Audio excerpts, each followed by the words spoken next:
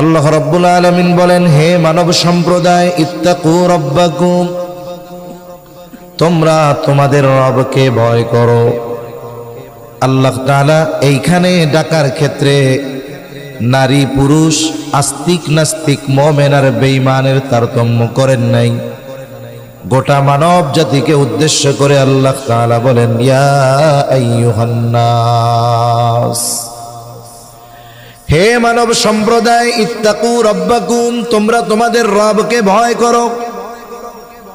মানুষ সে হোক, পুরুষ হোক, নারী হোক, আস্তিক কিবা নাস্তিক, আরবি কিবা অনারবি, সকল সৃষ্টি, সকল মানুষ, সকল সৃষ্টির রব যিনি, তিনি কে? জবান খুলে বলেন। আমারও রব যিনি, নাস্তিকেরও রব তিনি, আমারও রব যিনি, কাফেরেরও রব তিনি। আল্লাহ তাআলা বলেন, তোমরা রবকে ভয় করো। কোন রব? বলে, আল্লাযী খলাকাকুম মিন নাফসিন ওয়াহিদা, যিনি তোমাদেরকে একটি প্রাণ থেকে সৃষ্টি করেছেন। তাহলে এই পৃথিবীতে যত মানুষ আছে, পুরুষ হোক কিবা নারী, আল্লাহ তাআলা সকলকে সৃষ্টি করেছেন কয়টি প্রাণ থেকে? জোরে বলেন, আরো জোরে, কয়টা?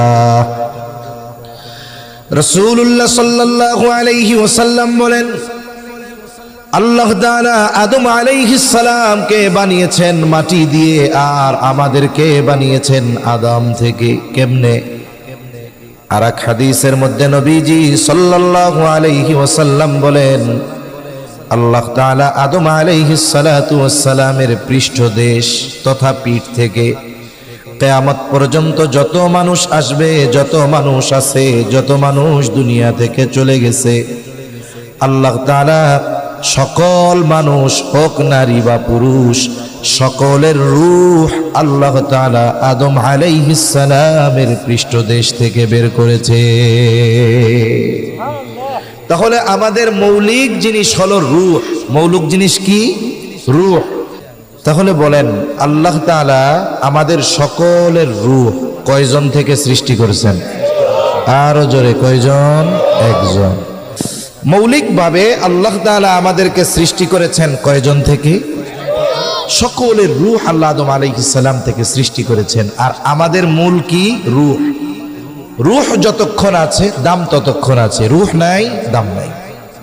দেখুন, আল্লাহ তাআলা রূহের পরিচয় দিতে গিয়েও নারী পুরুষ আলাদা করেন নাই, একটাই পরিচয় সকলের রূহের।